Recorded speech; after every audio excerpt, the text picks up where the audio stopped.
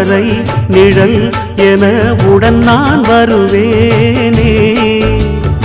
ஏழ் பிறப்பும் உயிர் துணை உனை நான் பிரியேனே.